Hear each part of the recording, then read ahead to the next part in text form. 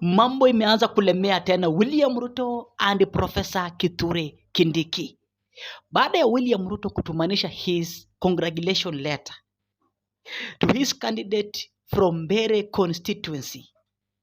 Kumbuka William Ruto amekutana na bad news and Professor Kithure Kindiki. Unajua sasa hii mambo inafuatiliwa tu polepole. Kumbe form 34A kulikuwa na wizi na imeweza kutambulika. And I don't want you to swipe up this video, please. You see guys, kuna kituo kimoja imeweza kubainika. Form 34A, Newton Kariuki alikuwa na 236 votes. But IEBC ina share 141 votes. You can imagine. Hiyo ni kituo kimoja. Na je, vile vituo ambavyo vijaweza kufuatiliwa wameiba kiasi gani? That's why Ndengwa Nyiru ameelekea mahakamani na story ya hao majamaa inasimamishwa ili tukue na new by election in Mbeere North constituency. I can tell you. Usisahau Newton Kariuki ameshindiwa kura chache sana. Na usahau William Ruto ametumia a lot of money in Mbeere North constituency. And I want to tell you, don't try to swipe up this video, ensure umelike na umesubscribe kama ni mara yako ya kwanza kukutana na mimi. So now, acha tuanze na Mkunji. Anajaribu exposing another story wakati ambapo uchaguzi ulikuwa unaendelea. Sikiza. To the others. Na uchaguzi inakuwaga ukishindwa either fairly and unfairly, mtu akishachukua certificate unaitikia maneno imeenda, na kama hujaitikia you use the normal channels ya maneno ya appeal. Lakini nataka kuongea maneno ya Mbeere North. Mimi nimekuwa Mbeere North, nimekuwa involved na campaigns, na niseme niliingia Mbeere North for 2 weeks kufanyia mtu anaitwa Newton Kariuki Ndwiga aka Karish elections, campaigns. Na tumepiga campaign. He lost as per the IEBC, he lost with around 400 votes. Lakini hiyo sio story ile nataka tuongee. Mimi hiyo uchaguzi nimejionea maajabu. Nimejionea maajabu. Mimi sijaiona election mtu akichukua polling station hostage. Jana nilijionea na macho, sikuambiwa na macho. Huyu Ruto, the CS Ruto, ameingia polling station,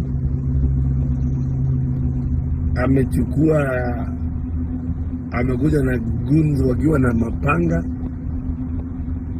wameingia pale, wamefukuza kila mtu, wakabaki ni yeye na ule mtu wa IEBC. Maajabu, not for 1 hour. Unapigia polisi, wakikuja wanakuja kukupiga risasi. One of my cars right now has a bullet hole. Not 1 but 2. They thought I'm in the car, so they shot at it. Na maajabu ya Musa ni kwamba hiyo yote inafanyika with some complacency ya IEBC. Nilijionea maajabu tena. Waziri mzima huyu waziri anaitwa Waziri Alice Wahome. Alice Wahome amezunguka area inaitwa Riando, all polling stations, akifix watu karibu na polling stations. Wale watu wanafaa kupeana pesa, kupeana hongo, bribery, voter bribery. Yeye mwenyewe hawezi kutumana. yeye mwenyewe, na huyu naye anafukuzwa na wananchi. Wananchi wa Mbeere ni very peaceful, hawataki vita, hawataki kuumiza. Wanafukuza mtu, Alice anakuja yeye mwenyewe anarudisha yeye hapa na anamwambia usitoke hapa, na polisi can do nothing about it. Mimi nimejionea maajabu, my friend. Lakini I think the best lesson to learn in this election ni nao siasa zetu na ile nchi huyu president ametengeneza ni nchi ambayo sasa, while you're preparing for elections, and here I'm addressing the young people, wale watu ambao sasa they are aspiring to be members of parliament, senators, and governors and MPs. Upange mambo tatu. Wewe unapanga wananchi, na pia unapanga vile utapambana na polisi, na unapambana na wao vizuri. That's a new facet of preparation to elections. Kupambana na polisi, kwa sababu polisi will serve the state. But I'll tell you one thing, watu wameniuliza wengi, what does this mean? Leo I have taken time to talk to a few people, kuongea na wao kusikia. The election on Mbeere North is well known, an election that was highly infiltrated with the government machinery. The election of Mbeere North,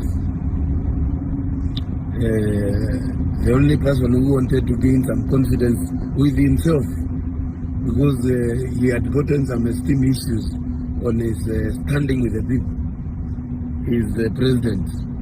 Yeye ndiye alikuwa anataka kusikia kitu kazuri kwa roho, afurahie. That's why he did not spare a coin. Saa hizi ukipata unga imepanda, ama upande gari pandisho kidogo, ama upite mahali ununue chai more expensive, if the cost of living will go high, it's because of the amount of money that has been utilized in the election of the by-election for Mbeere North, because the government broke the bank. Walifanya kitu inaitwa all government approach. Kila mtu kwa serikali alikuwa na pesa ya wananchi ya kuleta pale, na well, we need some new laws to curb that, because hiyo ndio kitu ambayo inafanya taxpayers not to get development. Lakini ya muhimu ni nchi yetu ya Kenya ijue that struggle still continues. Bado mapambano. Asante fomu kujituma. Then how do you identify as a voter? Because I listened to Jimmy Wanjigi, I listened to Willis Otieno. It's refreshing to hear what can happen to the economy. It's actually something people are dreaming to see. But then how do we identify that if we're going to vote for them, they will not do what Ruto did? You know, what we always say as Safina, we have our feast agenda, the 5-point agenda. We say number one, we not pay audience debt. Like this year alone, this financial year alone, we are going to pay 2.3 trillion Kenya shillings in debt. The bulk of it is ODS. So the 2.3 trillion that you're going to pay in debt, we will not pay it. To run education in this country from primary to secondary to tertiary activities is costed at around 300 billion Kenya shillings. That is if you look at the number of students and per capita. 300 billion. So we have 2.3 trillion. Yes. We will remove 300 billion and pay. To run healthcare in this country, shift share costed is 170 billion. So we have now 2 trillion remaining from the ODS debt. We will apply to the healthcare system. So no Kenyan will remove a coin from their pockets to access healthcare services. That will have been taken care of from the taxes, which was before going towards paying illegal debt. So people go there for free. And it's important you note this. Yes. It's not government that falls sick, it's the people. The hospitals are where the people are. So in this one, power is in the hands of the people. Go and get your services for free. In fact, your demand of us should be the quality of the service we are receiving. not the question of access. VAT contributes 329 billion the last financial year to our tax revenue. We are saying to give people a breather, reduce VAT, can't do away with VAT, and reduce a 5% sales tax. So everybody immediately who consumes a vatable item gets as 11% relief, immediately, instant. Right? Who pays VAT? It's the people, not the government. So power is in your hands. Once you elect us, you don't pay that VAT. Pay the 5% sales tax. How will you hold you to account? Why is So we are not saying, as Ruto, for example, was saying, tutapea mamamboga 10 billion, tutapea bodaboda 20 billion. Hapana. We are saying it is power in your hands. You are not paying VAT. Don't pay VAT. Don't pay hospitals. Don't pay the hospital. Don't pay for schools. Yes. And we told you where the money will come from. From the debt. From the debt, odious debt that we've been paying. And you have said we are not paying it. The question that comes when you say that, of course, I've had you answering it, but because this is my first show, different people are going to watch this that probably haven't listened to you. How are you not going to pay debt? Our country is a country of the rule of law. Kenya is a republic, not a monarchy. And a republic is governed by the rule of law, the constitution and the acts of parliament. Our laws are very explicit. You only borrow money for development. And before you borrow any money for development, you must get parliamentary approval. Yesterday, you saw the Auditor General's statement saying 300 billion domestic debt cannot be accounted for. There's no project funded. So why should Kenyan people pay for that? That means it has gone to people's accounts. It has gone to people's accounts. Why should we pay for it? You are taking loans without parliamentary approval. Parliament has approved you're taking a loan of only 300 billion. You take an 800 billion. Why should we pay the 500 billion extra? Because what Parliament approves is the project. In the Appropriations Act, Parliament approves which development projects are going to be done by the government and the sources of funds. This one will be financed using tax revenue. This one will be financed using a loan that we've approved from this bank or this lending institution. It's there in the budget. Yeah. That is why you achieve what is called a balanced budget. You know the project expenditure and you know the source of the revenue. So if somebody goes to take 300 billion and is not supporting any activity in the budget, why should the Kenyan people pay for it? What you're saying is for these bold ideas to be implemented, we're going to see the prosecution of either Uhuru Kenyatta or William Ruto. Is that what we're going to see? Of course, the Kenyan people must demand accountability. If they've been stealing money in the names of the people of Kenya, why should they not be prosecuted? They should answer. That's the rule of law. I said from the beginning, Kenya is a country of the rule of law. If the law says that you received money in the name of the people, when that money did not arrive at the consolidated fund, as the laws of the Republic require, then it should be answerable. So yes, those who signed presidential warrants, those who opened strange accounts offshore, the accountant general and his deputy, yes, they should be prosecuted. That's the law. And they must answer. That is not witch-hunt. That is the law. There's a word I came across, cognitive dissonance, where people believe in one thing but behave a different way. Can people believe in you and still vote for legacy politicians? You see, that's the beauty of democracy. Let the people decide. I'm an optimist and I believe in the resilience of the people of Kenya. And if I ever had any doubt about the resilience of the people, that doubt was erased last year and this year. When unmobilized by any legacy politician, the people came out in their numbers, never seen hitherto in the history of the earth, to speak in one accord on the economy.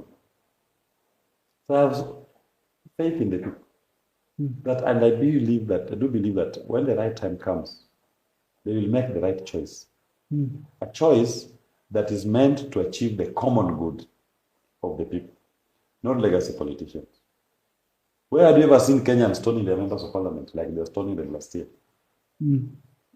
Yeah. You saw them being stoned inside those ambulances. They were running like chicken in a slaughterhouse, scared of the wrath of the people. I do believe that energy is still there. And the Kenyan people, when the time comes, they will forget water.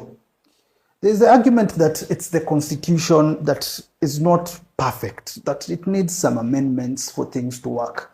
But then you're talking about if we just deal with debt, we're good as a country. If we just deal with the economy, we're good as a country. Can we be able to deal with all these issues that arise, election issues, IEBC has done this, Bomas has done this, without changing the constitution? Our constitution is a very good document. It does not need to be tinkered with. You don't even need to amend a comma. In fact, if you were to ever amend a comma, it would be to abolish parliament and let people meet in their local councils and make decisions. Well, we don't need to amend anything. What we lack is the hardware to run this system. Then if the hardware is the legacy politicians. If there is something we lack, that means it's not as perfect as it should be. It is not something that can be born within the constitution. It's external. That's some, why I call it a hardware. Some argue it is dependent on the president. No, that's the point. It is legacy politicians who are applying bad political culture. Why do you think the Constitutional Human Rights Division of the High Court and the Judicial Review Division of the High Court here in Nairobi is the busiest division of the High Court? Who are the respondents? The same government, right? Yes. Whose decisions are being challenged as being unconstitutional. By the people. By the people. And the courts have, in most cases, not disappointed. So it tells you that the problem is not the constitution. It is more the people who are entrusted the responsibility of implementing policy decisions that are undermining the constitution. And when they do that, we've seen people filing cases here in court. And the courts have pronounced themselves to uphold the constitution. If the constitution was a problem, many of these cases that are filed in the constitutional division would have collapsed. But they have not collapsed. So it tells you the problem is not the constitution. The problem is the legacy politicians and their surrogates. Who are being elected by the people. Who have gotten their mandate from the people. But not for long. Not for long. Wajinga walirevuka Kenya. Kenyans may have been hypertrophic, naive, but now they are enlightened. They are aware. They are assertive, and they know what they want in their leadership.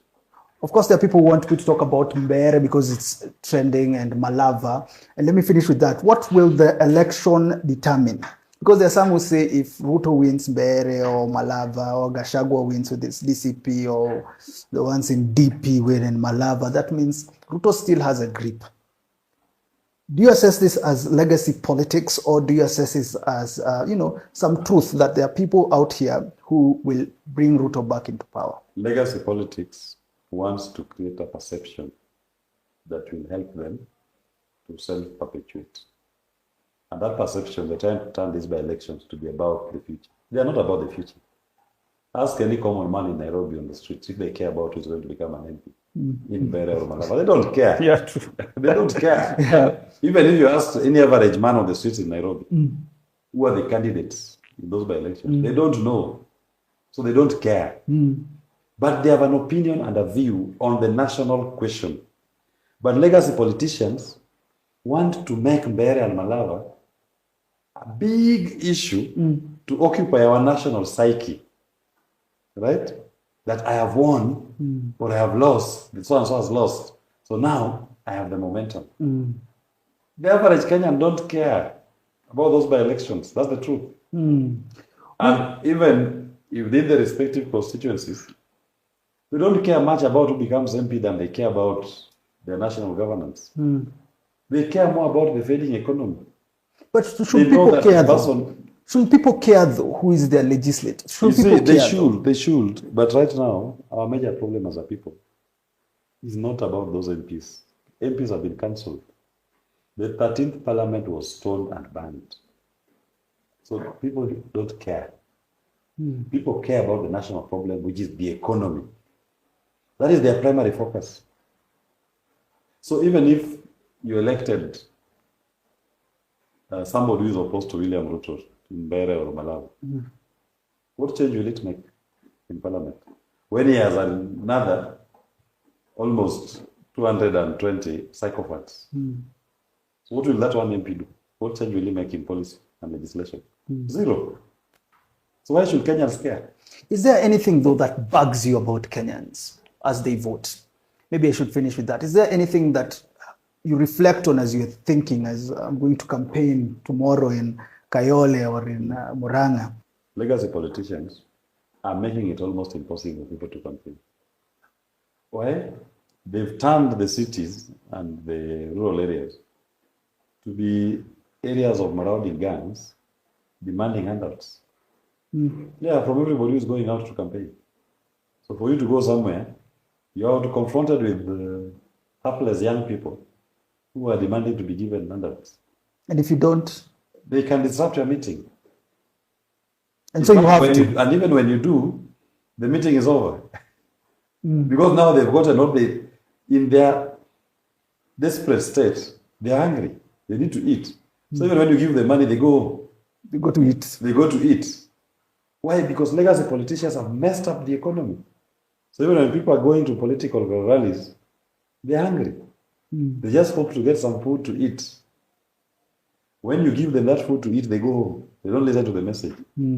When you don't give them, they can disrupt your function.